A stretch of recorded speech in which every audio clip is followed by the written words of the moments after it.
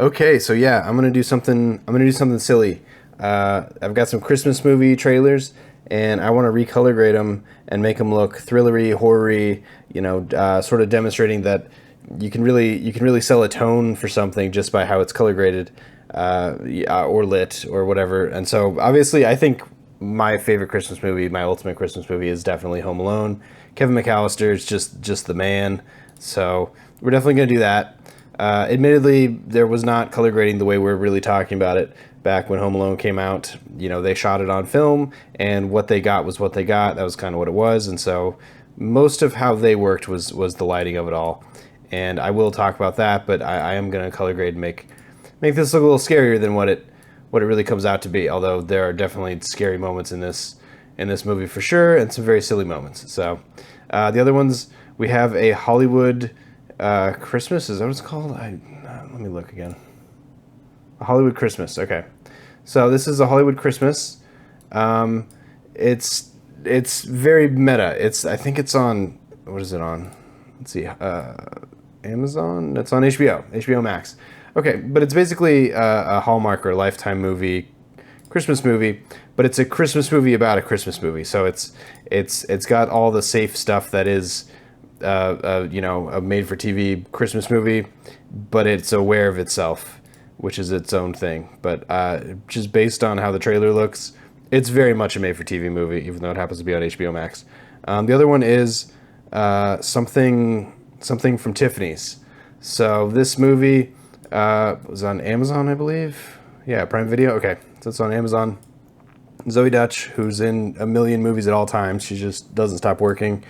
Again, a much more contemporary version of the sort of the Hallmark movie or the made-for-TV movie, but it very much is that. It's very much just a Christmas, very soft, soft hands Christmas movie. Yeah.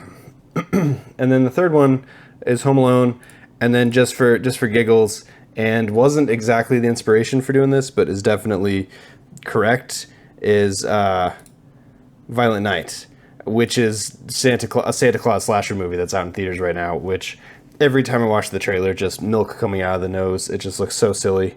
Very into it. David Harbour is the perfect scary Santa. Very into it. So let's get into some sort of diagnosing and let's talk about what we're doing. So let's go ahead and do a Hollywood Christmas first. I'm noticing a couple things right off the bat. We can sort of scrub through it a little bit. It's very much a TV movie in that it's shot like TV, which is to say, it's well lit. Everything is well lit, and they're obviously acting very broad because again, it's one of these. It's sort of the Hallmark policy on how you do these kind of movies is nobody can get offended kind of thing. So it's for silly, it's for like wholesomeness, it's that whole thing, but it's also the way they shoot it. It's very safe. The actors are well lit, and in the case of all these movies, especially in the ones that are really trying to emulate the hallmark of it all, high key, which is to say the background is bright. So that's that. When I say high key or when I say low key, high key refers to the background being bright in comparison to the characters. Low key is something like like this, where it's very dark, where the background is dark. So that's really what I'm talking about. So most of these movies are going to be inoffensive, and even on an interior night scene like this, high key, the door behind her is very bright, that kind of thing. So that's what I'm seeing that. Again, the big acting, but the script is what it is, the acting is what it is. So I'm really not going to try to judge. I'm just here to talk about the stuff. So this looks very straight up, and so they in the scenes that are them just on the studio lot, because that's so much of this, it's shot very conventionally. It looks like any TV show that would take place in Southern California. It's fine. No complaints. This is actually fairly interesting. They're in an editing bay, it looks like, but again, fairly high key. We got a bright poster behind them, and we got some accent lights just to make sure that they're not in the darkness, because the sort of the unconscious implication is, if there's darkness somewhere in the scene, that's where the dark things can be. And this is not that kind of movie. So even, they're on the sound stage. So this is a traditionally pretty dark place, but somebody put a big light back there to make sure there's separation, big wall, big flat, light back there. So everybody's safe. Everybody's happy. This may be breaking the high key rule a little bit, but she's up against a dark wall. So that's probably why. And it's all context. But again, this is an interior in a soundstage, but they went ahead and lit back there, even though you traditionally wouldn't. This is like the equipment cages in a really big soundstage. If I had to guess, I'd say it's Sony, but I don't know. I don't know enough about the. There's the overhead. So that, God, which one is that? Is that Radford? I think that's Radford. Doesn't Radford have the bungalows? Yeah, that's. Oh no, that's. Oh, is that the actual? Is that Burbank Studios or Warner Brothers? I forget. God, it's been so long. No, this is. Yeah, no, this is. God, I know the entrance and I know the back entrance because there's a road right here, and then the parking is like right here. I don't know. It's been long enough that I'm gonna guess wrong. Whatever. I could look it up if I wanted to. It doesn't matter. Moving on. So yeah, fairly realistic, fairly high key, and even in any of the scenes, they will not go to Zoe Dash yet. The other thing I'm noticing though is a lot of times, especially the interiors, there's sort of an amber hue, which is sort of a new thing that's been happening the last few years. It's sort of a new style. You know, these things, these styles and performance and types come and go, but right now it's very cool, very in the know to have them either be lit by a daylight source and have amber practicals like landing on them to sort of make an amber environment. This is obviously a daylight source over here. Or it looks like in this case, they're kind of in an amber source. So the camera is set to daylight, and there might be some accent lights like this light coming through that's landing on her arm that's daylight, but everything else is amber. Let me try to find another example. This is very much, yeah, daylight. He's being lit by amber, but the camera's set to daylight, so he's a little bit more amber than he would normally be. This very much is the case. So she's under amber lights. All the lights around her are also amber, but the camera is set to probably daylight, making her look a little bit orange. It's interesting. You know, human eyes will adapt to whatever version of white is sort of dominating the room, which is kind of the big catch-22 about color grading. Is you got to take breaks and you got to make sure that you're where your coloring has sort of a gray or a black around you, because if you have like a big strong color like amber or red or green or something, your eyes are going to over time try to adjust to that because that's just what they do. And so we see right now that she is amber in an environment that's pretty amber, but once you get used to it, she's going to look normal. This door behind her is going to look white. But yeah, just based on coloring reasons, she looks amber. And that's pretty much gone throughout, especially indoors. So he's amber again, you know, blue light, but he's being hit by an amber light. Yeah. Moving on to something from Tiffany's one. Zoe Dutch, just acting. She's too good for this world. But again, we got an amber light on her and a blue accent, and the camera's set to daylight, so she looks a little bit amber. They might have split the difference. The camera might not be set to 5600. It might be set to like 3800 and the lights are like 2700, but she looks orange. And her shirt, especially if you look at her shirt, which presumably is white, is orange. As we scrub through it, yeah, so much of this is, you know, interiors, but even obviously this is Tiffany's, the jewelry store. So, you know, high key, once again, there's no darkness. There's no dark corners for, you know, insidious things to happen, because these are happy, safe, you know, people feelings kind of thing. Obviously it's Tiffany, so they would always have lit stuff because diamonds look good when they're lit. That's kind of, you know, that's one of those rules, if there is such a thing. But even, you know, daytime, morning, she looks fairly amber. So I guess this is supposed to be like sort of early morning. But she's a little bit amber, no big deal. What else? Here's a daytime interior. This is our leading man, if that was not clear. So it's Zoe Dutch and then this dude. And again, on first glance, it looks fairly normal, but when you really look at it, this is basically like sunset colors, and so he's fairly amber. Yeah, it's just, you know, it's that new trick. Warm amber, you know, tungsten is very welcoming, very soft, very safe. It also helps that she's in front of a bunch of bakery and wood stuff, and that stuff is inherently amber, but if you look at the accents, yeah, they're very amber. So they look like they have maybe white sort of daylight balanced coming in through the windows, but she's more or less lit by amber stuff. Let me find a shot though of her where she legit. Okay, so here's an example. So well, actually, there's this too. So this is basically daylight, but she still looks a little orange. So it looks like they adjusted the white balance a little bit, or it's early morning because obviously the shadows seem pretty horizontal. So that actually makes sense. But this shot, yeah, look at her face compared to everything else in the room. Her face is basically balanced correctly. So her face was a daylight source. I have a feeling that was also in the daylight source. Everything else in the image, very amber, very orange. And so, like, if you were trying to white balance to this box, she's gonna look like a freaking Smurf because of the difference in color temperature. Yeah, but that's a new style. That's a new style. I use it on my Talking Head YouTube stuff all the time. Daylight on my face, camera set to daylight, amber, practical bulbs wherever possible. It's an interesting look. Eventually it's gonna go out of style, but it's fun. But again, high key, not inoffensive, silly, quirky. Nobody's gonna get really hurt. Even if feelings get hurt, it's only for a short moment because it's all about getting with the people you care about because it's the whole Christmas time of it all, that whole thing. What a weird mix up. They accidentally switched their jewelry. How crazy. There we go.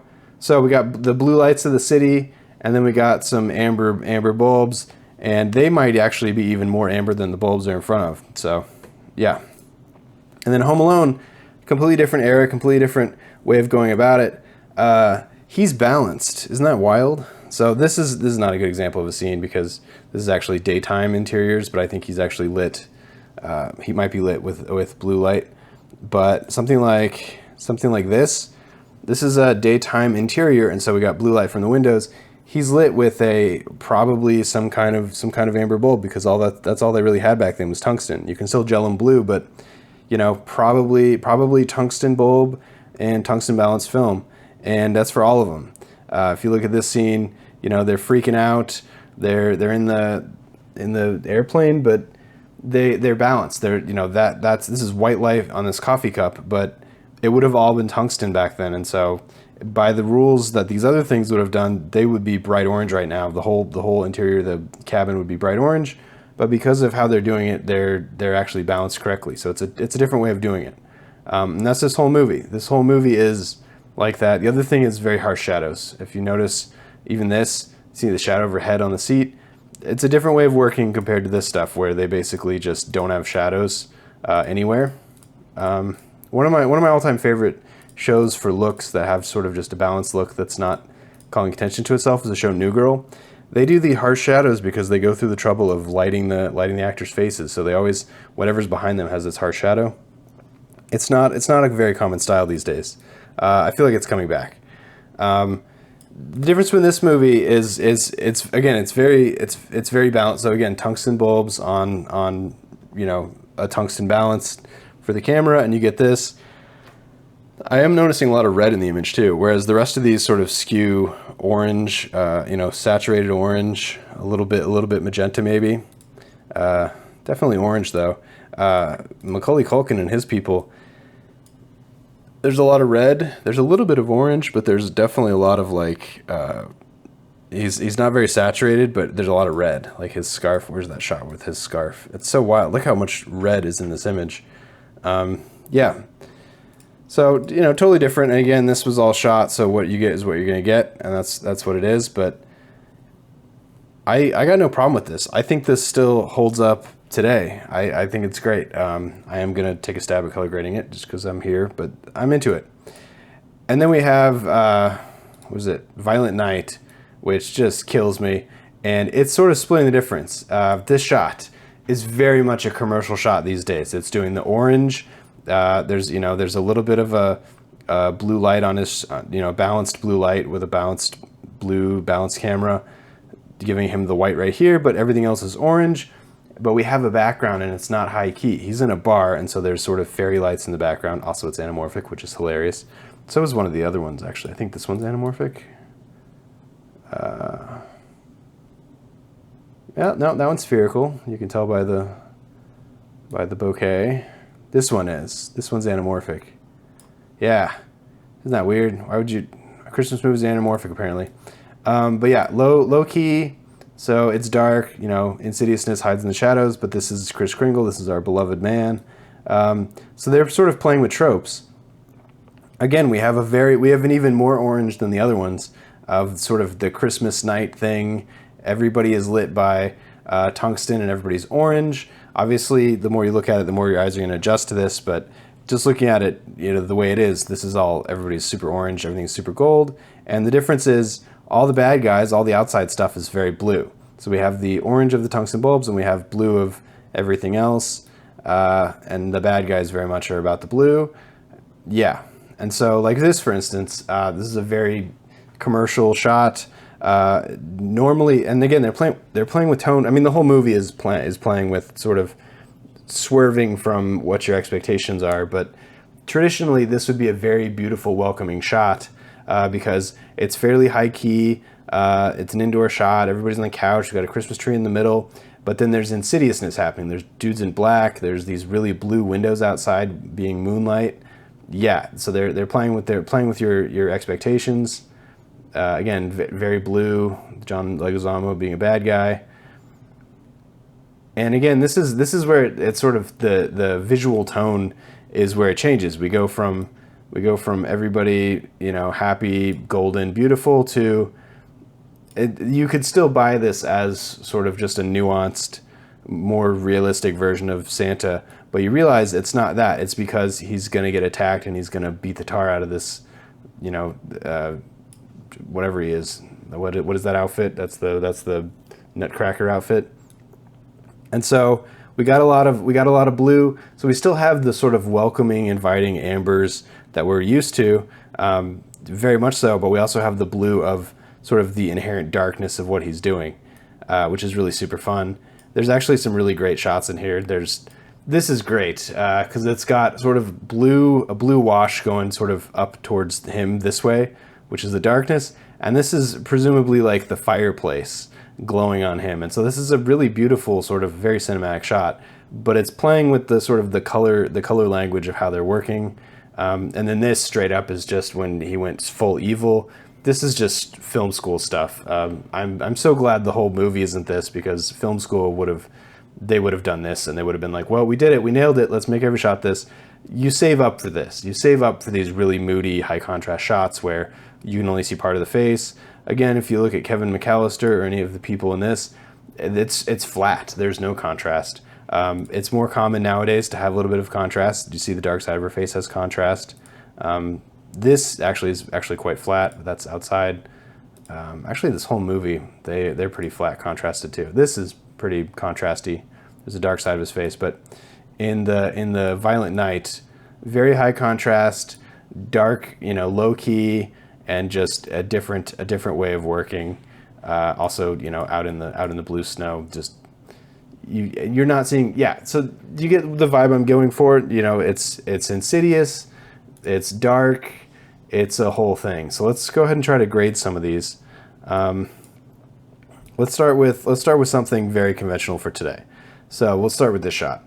A couple things are happening. First of all, we can mess with the white balance right away, and I can tell you right now, she's gonna look. We'll just white balance off of her fringe. Yeah, so that's probably on the day how it was shot. That was the white balance. Let's pull up a different scope. Yeah.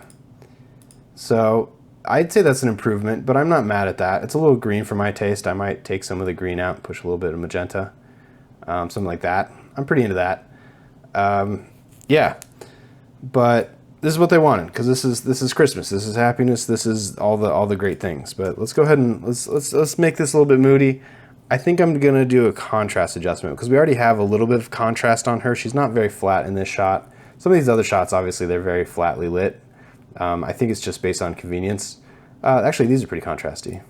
Yeah, that's pretty contrasty. So most of these are okay, actually. But let's do a little bit of contrast. I'm just going to do general contrast. Make it a little bit moodier. Maybe we can drop it down a little bit. Let's drop the exposure down. We'll just do the offset just for the heck of it. And maybe drop the gain a little bit. We'll leave the gain where it is.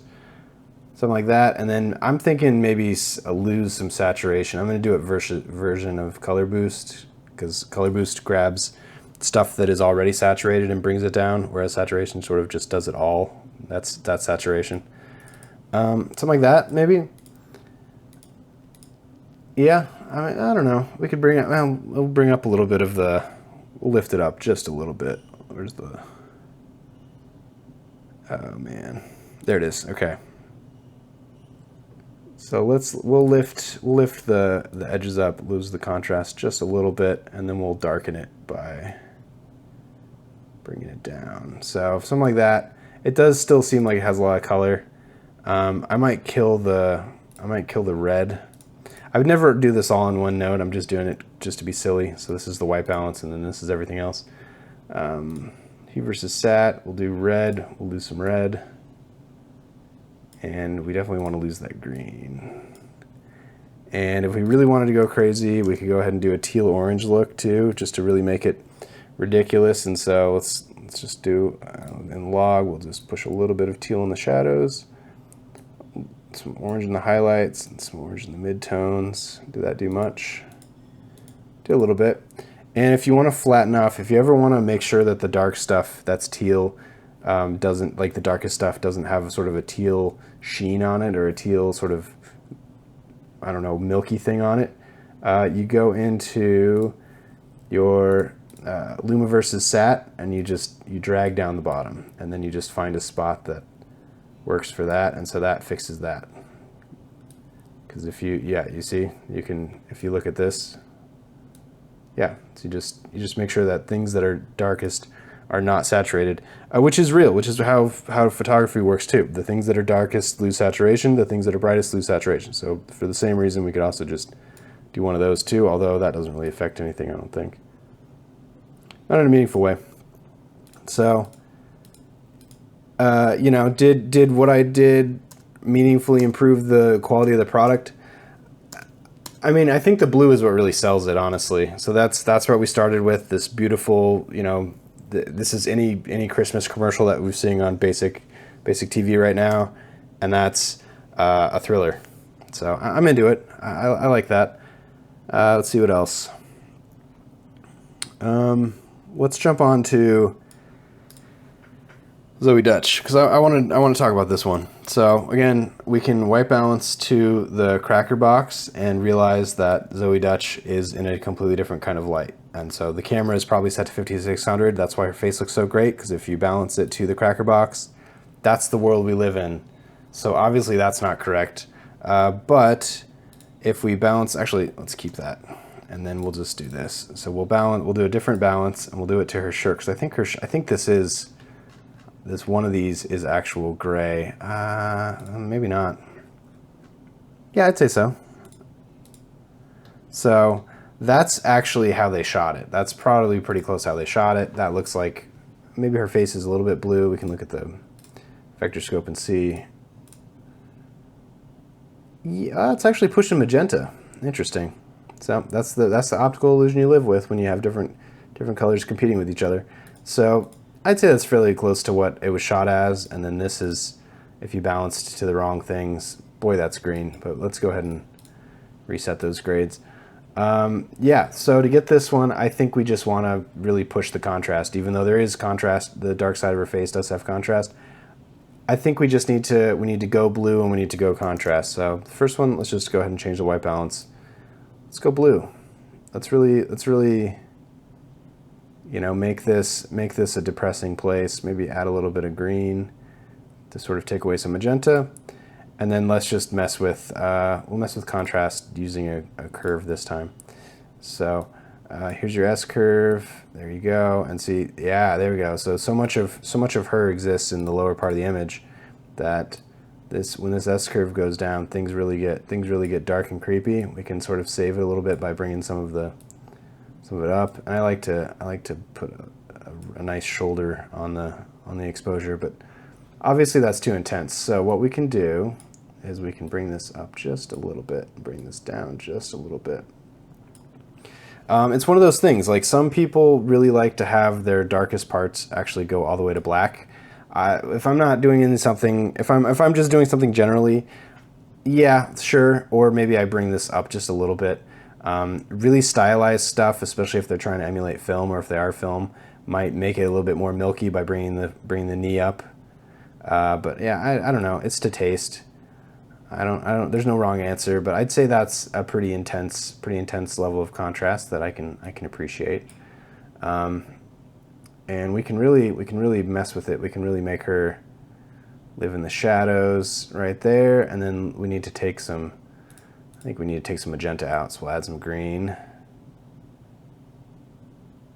There we go, something like that. That's already real creepy. And so again, let's just see where we were and see where we ended up. That's a completely different world. That's a even though it's high key, that's a sinister world. That blue light and daylight, you don't see it a lot, and so I think that's why it sells so well. I mean, blue light is also moonlight, so there's a romantic aspect to it, but in this context, I'd say this looks pretty sinister. Obviously, this is an imperfect thing. It's also really revealing that there's like an LED light right there blasting down, because when I made the color changes, yeah. So it is what it is. I'm into it. Moving on, let's find God, what's a good one here? Maybe this one. This is very simple. You know, this is just your daylight. You know, probably done in golden hour, early in the morning. Yeah, and again, if we want to white balance it, let's just white balance it to anything. We can do this truck. So the truck is definitely in the shade because that's not going to work. Let's see if we can find something that's in the light. It's like that. So that's probably how it was shot. So this is probably early morning. If I had to guess, we can even try to balance it off of that. Yeah. So you know, a very serviceable image.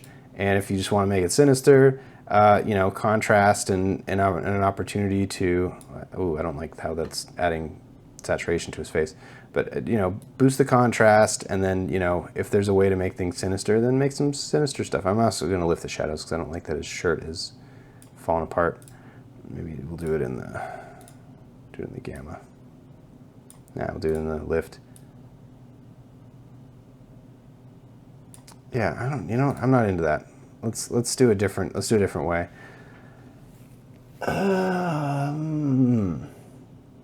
You know, let's do something that I don't like to do this a lot because it's something you can't really transfer to other images very efficiently, but you know, when you have the time or when you have the opportunity. So this is going to be this is going to be a window. It's not a window, it's actually a gradient, but you'll see. So we'll do a gradient, and let's just bring the exposure down and make it real dark and spooky. And yeah, there's our gradient. And what we can do is we'll take some saturation out of the gradient too, to make it less creepy.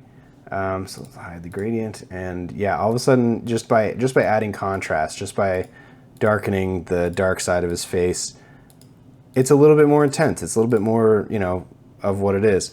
And we can do like a teal orange just to really sell it. I'm going to do this in just regular wheels this time, so we'll do a little bit of teal there, and we'll do a little bit of just, you know, a little bit of orange, but not a lot. Definitely favor the teal. Actually, we'll leave the gain where it is. We might actually just add a little bit of blue to the gain just to make it. And all of a sudden, you're in a cold environment. You went from, you know, sunny, not sunny necessarily, but like sunnier place. You know, this is definitely the vibe of early morning. And now you're in, you know, the streets of Manhattan, you know, Law and Order style. That's that kind of thing.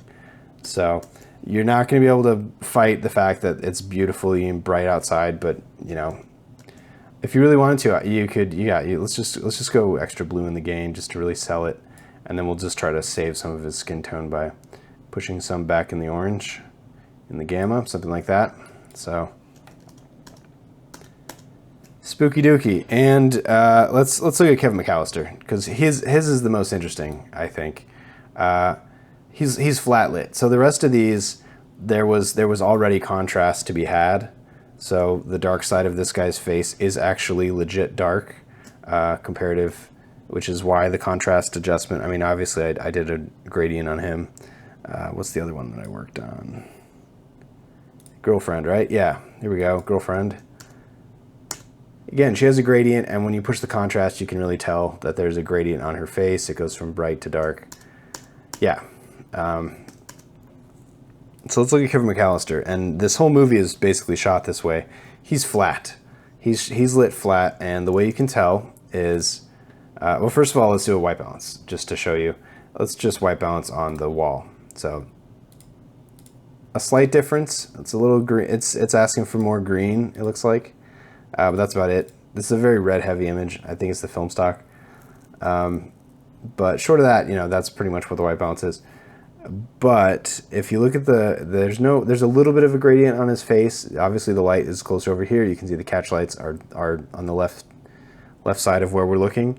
But when you move the contrast up, the things that go dark versus go bright first are things that are in shadow, not what we're used to. We're used to shadow on the dark side of his face.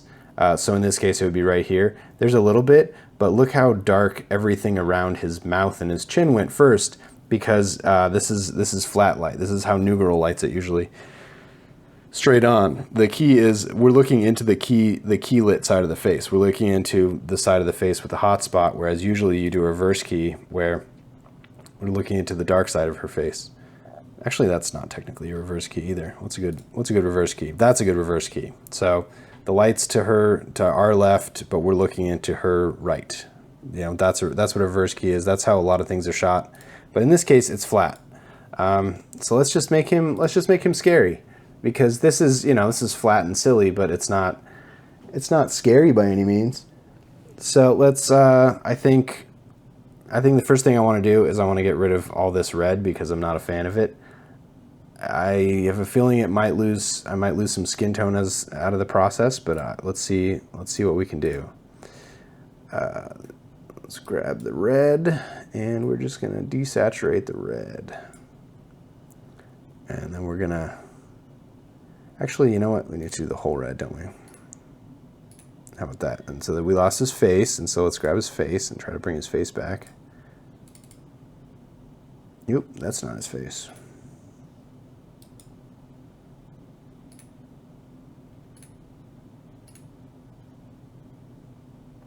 Ah, interesting.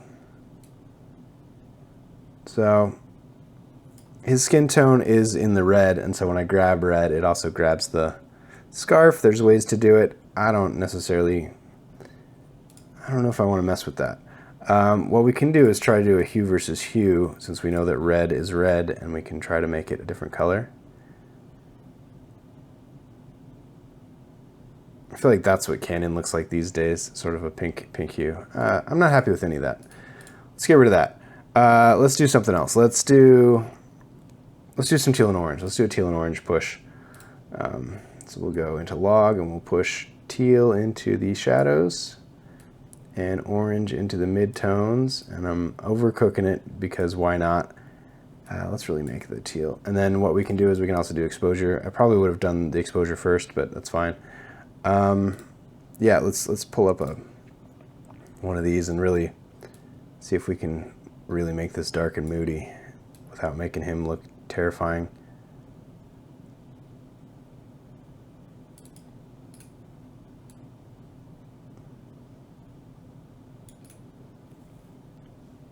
Oh. Yeah, I'm not going to do it this way. I'm just tripping over myself here. Okay, so let's just drop the lift down. We'll bring the gamma up. We'll drop the lift down, bring the gamma up. And when you move two of these sliders away from each other, that's a way to build contrast. And so we'll build some contrast. And then I will actually fix the toe.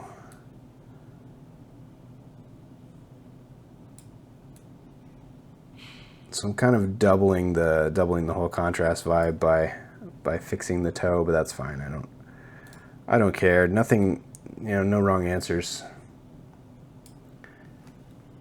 And let's push some more blue into the highlights too, actually.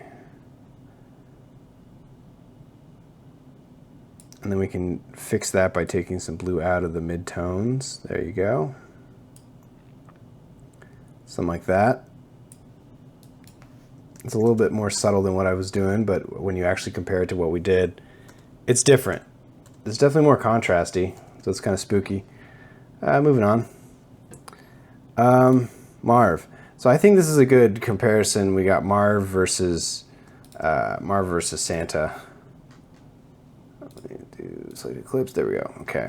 So crazy enough, and actually, this hair actually, that's Marv. That's the other guy was Harry. These shots are weirdly similar. I noticed when I was working on this earlier. Obviously, this is more flat lit, and this is just regular colors, more or less. But we can get off marker. There we go. They're not so different. I could see definitely inspiration on this going on to this, and so I'm into it. Differences, you know, basically flat lit, but even if you look at the graph, they're not all that different graph wise. They're, you know, this one is a little bit more exposed, weirdly enough, even though it's a much more contrasty, much more intense image. And so to get Marv to look just like David Harbour on the floor there, I think you just put a little contrast into it. That pretty much did it. I mean, we can lift the floor too if we really want to. Something like that. I mean, that's a correction. I buy that, honestly, and that really brings out the burn mark on his face. I'm into it. You know, to get it into the world a little bit, maybe add a little bit of red into the gain, maybe a little bit of a little bit of yellow, so take away a little bit of blue to really kind of sell it, but take some green out too while we're at it. Yeah, you know, I'm not mad at it. If you want to get the contrast left to right, because there's a little bit of dark on the dark side of his face, but not like David Harbour. Again, we could just do a gradient or something, which again I don't like to do when I don't have to, because it makes for a situation where you can't repeat it image to image. You know, it has to work for the image that you're working on, which is annoying. We can bring these back up though, and now that I've got my gradient set, I can just bring the offset down, and look how spooky Marv got all of a sudden. And I can actually move the gradient, because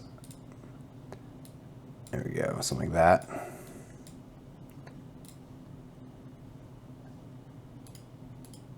Yeah, that's too dark, but you get what I'm getting at.